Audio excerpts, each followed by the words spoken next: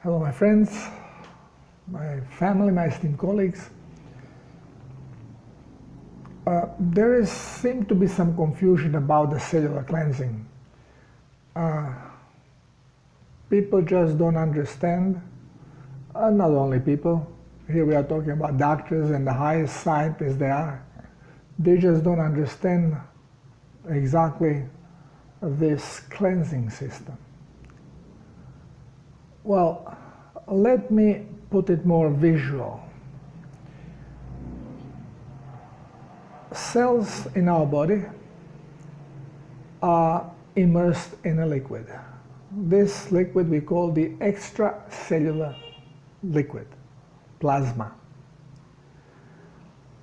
So we have two different types of liquid in the body, liquids. One is the extracellular, which is outside of the cell, which is the blood and lymph that cells are immersed in. And then there is the intracellular liquid, which is also plasma, which is inside of the cell. And we know that there is a difference in one particular we call electrolyte. And this is that extracellular plasma is basically packed with sodium, or in Europe we call it natrium. And the intracellular means the plasma that is within the cell is packed with potassium, or as we say in Europe, kalium. So what is this difference? Why? Why is different substance within a cell and different substance outside? Yes, there is some potassium outside of the cell, but very small amount. Same as there is some sodium inside of the cell, but very small amount. The great majority, it's packed with potassium or kalium inside of the cell and sodium or natrium outside of the cell. What is the difference between this potassium and sodium? Well, size. And again, if you go to biochemistry or Newtonian physics, then you know that sodium, atom of sodium, has 11 electrons in the orbit. So if the number of electrons in orbit projects the field or overall size of the atom, because we know it's a nucleus, and then electrons, okay, they're not zooming, the electron fog is around it. So smaller amount of electrons, smaller electromagnetic or energetic fog. More electrons, bigger fog, okay? Which means the size of the atom is going to be larger or smaller depending on the number of electrons.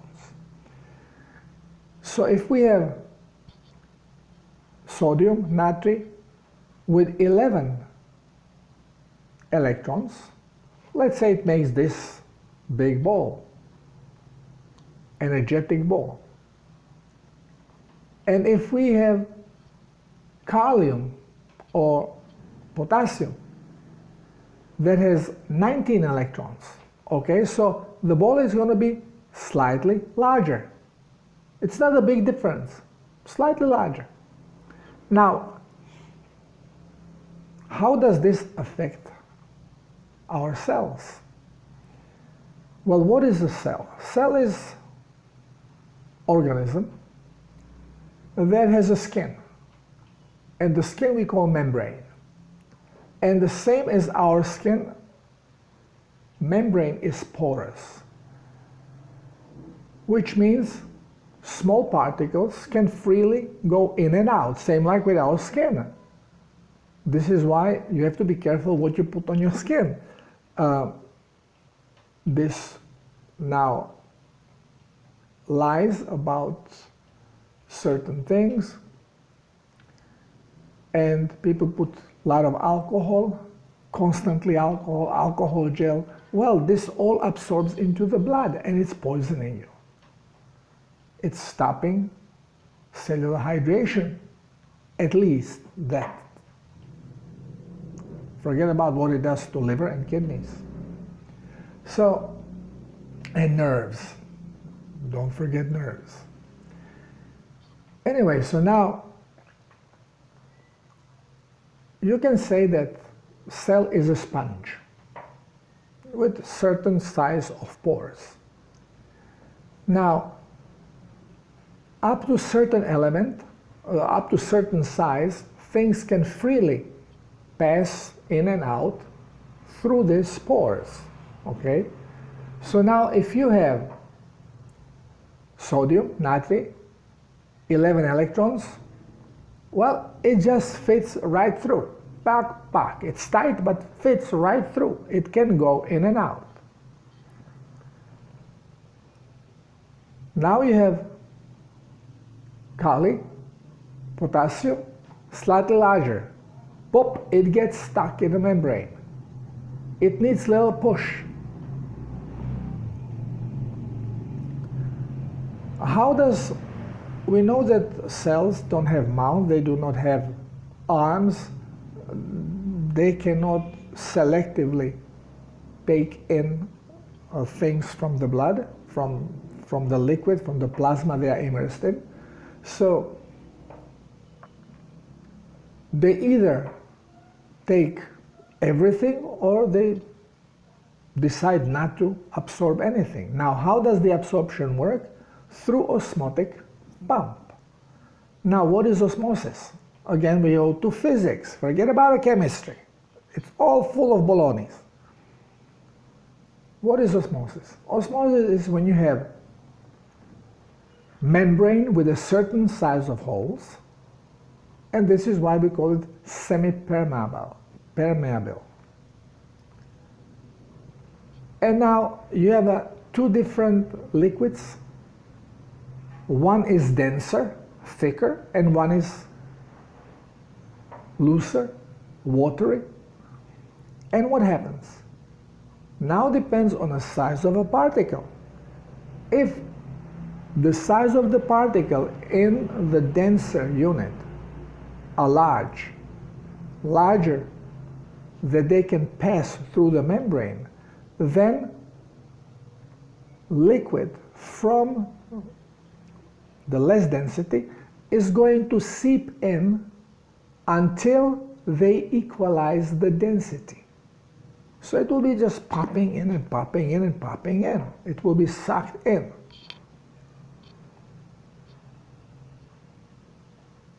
This same thing is happening in the cells. So if you increase number of potassium, Kali in a cell, you are making the liquid denser, but with particles that cannot freely pass the membrane. They are trapped within a cell. And this, as the liquid gets denser, more kalium, more potassium, the liquid starts being sucked into the cell, and this is the osmotic action. Well, now, if you just think clearly, you can say right away, okay, well, I want this pump to work, so I'm going to put a lot of kalium, a lot of potassium into the cell. Well, how the heck are you going to do this? Well, I'm going to eat it. Well, if you eat it, now this element has to first pass the cellular wall of your intestines. How the hell does it do it when it's larger? than membrane of the cells.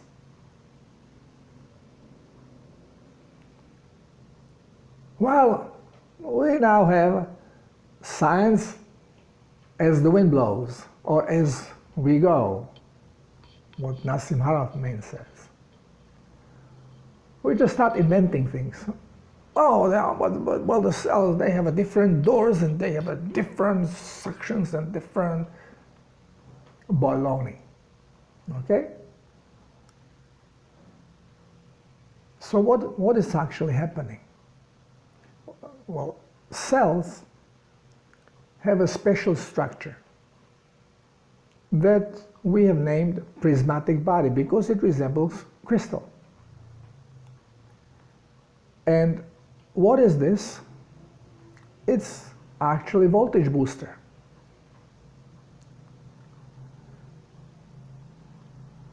So what happens? Sodium enters from the blood, natrium enters the cell because it can freely pass through the membrane. The size allows it. And now receptor, it is the sensor mechanism. We can call it the brain of the cell, but it's basically a sensor. This is why it's being called cellular membrane sensor, receptor. It is sensing the environment in the blood. And if the blood does not have any toxic elements that cell is familiar with, that is bad for it, then receptor will give OK. And the OK means, yes, production of potassium can commence. And what happens? The sodium that is in a cell that freely can go in gets zapped with high voltage from the prismatic body. It increases vibration and bonds to oxygen. Oxygen has 8 electrons in the orbit, sodium 11, and here we come to 19 of potassium. So actually cell is making cold fusion. But now you know also that for the cold fusion to create potassium, it needs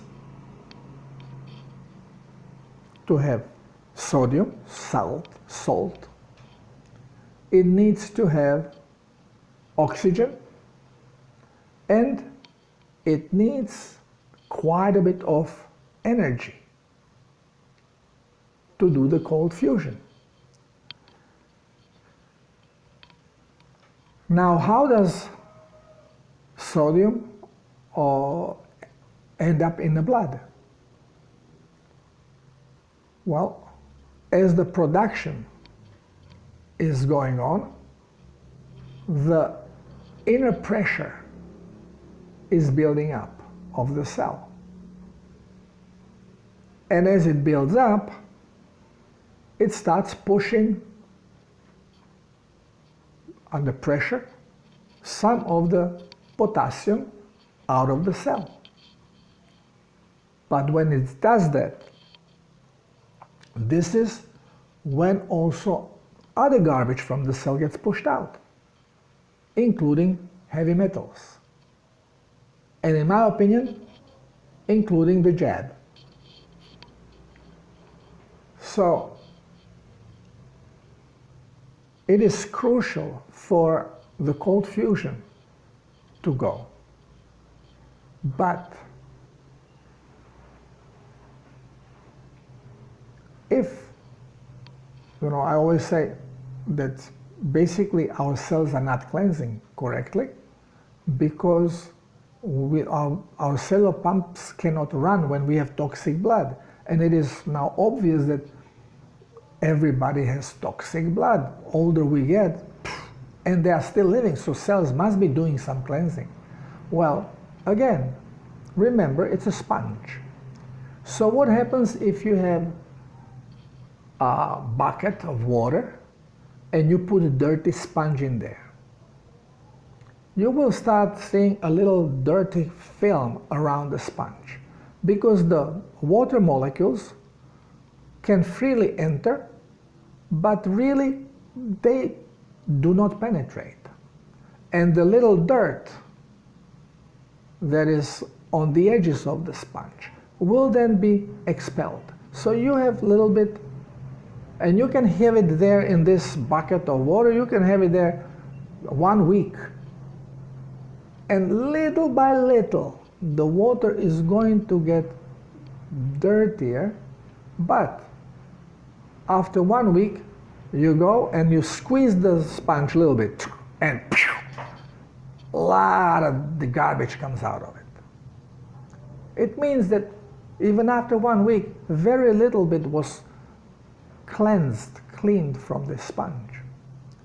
Now,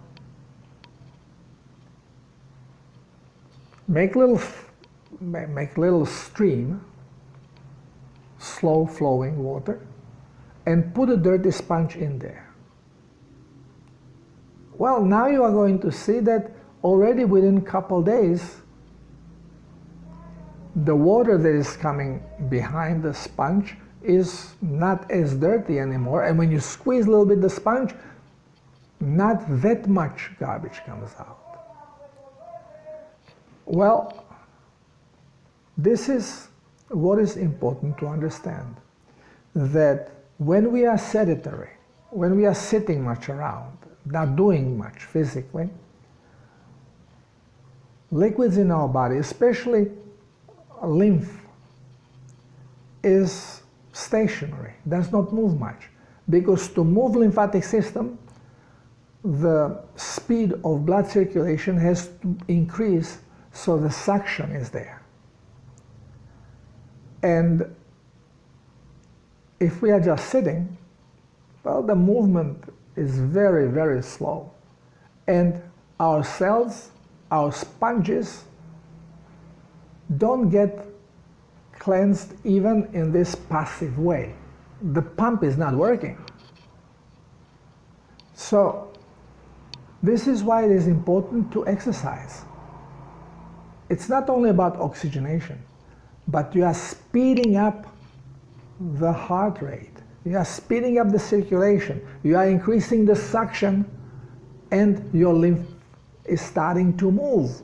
And when it's moving, it's basically passively helping to clean your cells. And this is why people who are active, they are healthier, even if they eat the same garbage as the sedentary person. Because passively, those cells are being cleansed. But still, it's far cry from a true cellular cleansing that happens only when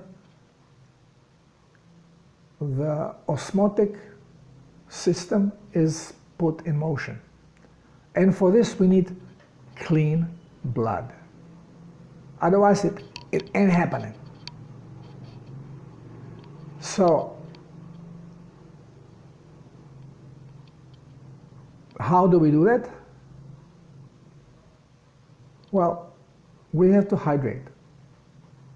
You put a lot of plasma and you engage your systems to start cleansing the blood.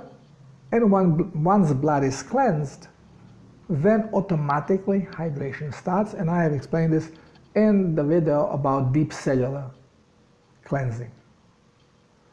This is how you achieve it. And then everything cleanses out. And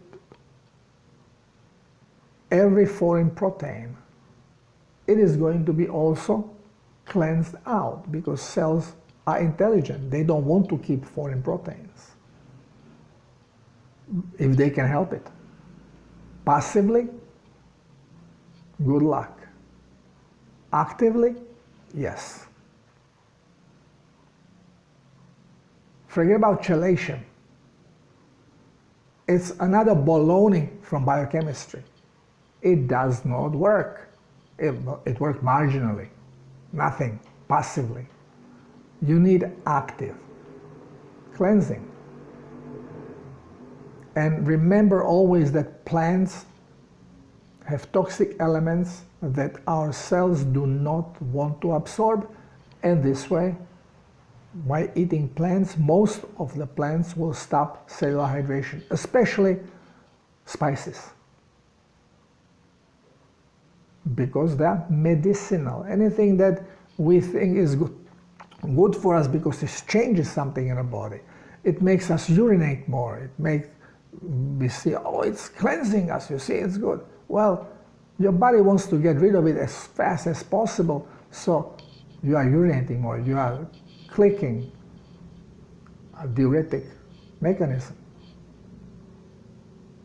All these cleanses with plants, they are all based on the system. They are not true cellular cleanses because they actually stop the pumps, the osmotic pumps. They stop production of sodium, of potassium. And now you understand also why exercising, movement, is so important for us. But if you allow your body to cleanse, you don't even have to move. The osmotic pumps will cleanse you like crazy, but what happens?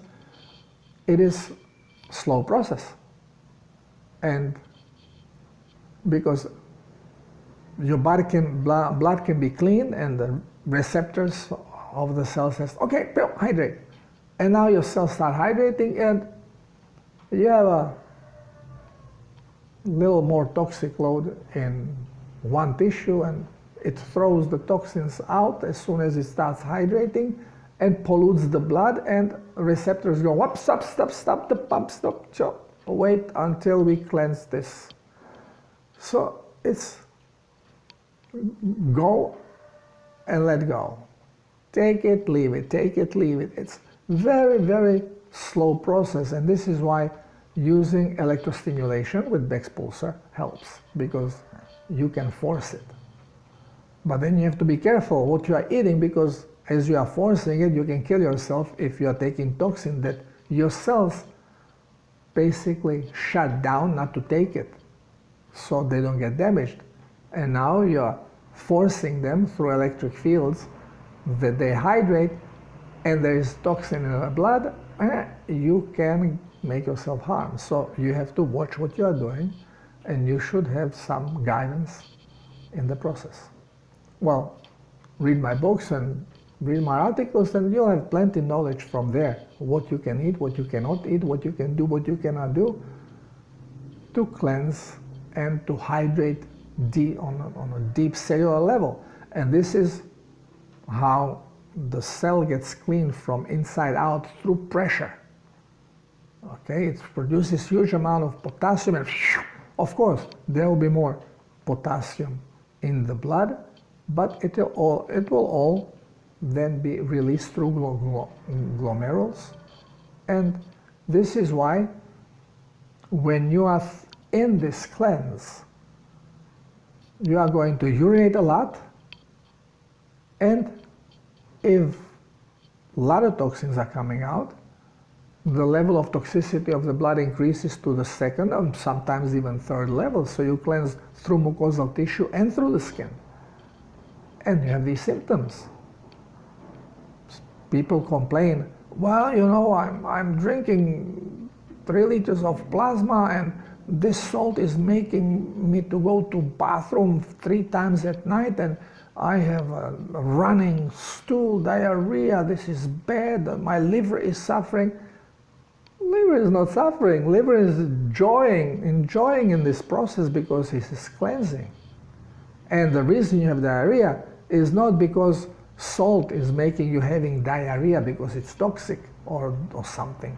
It is because you are releasing toxins from the cells, which now body is cleansing, and it's a process.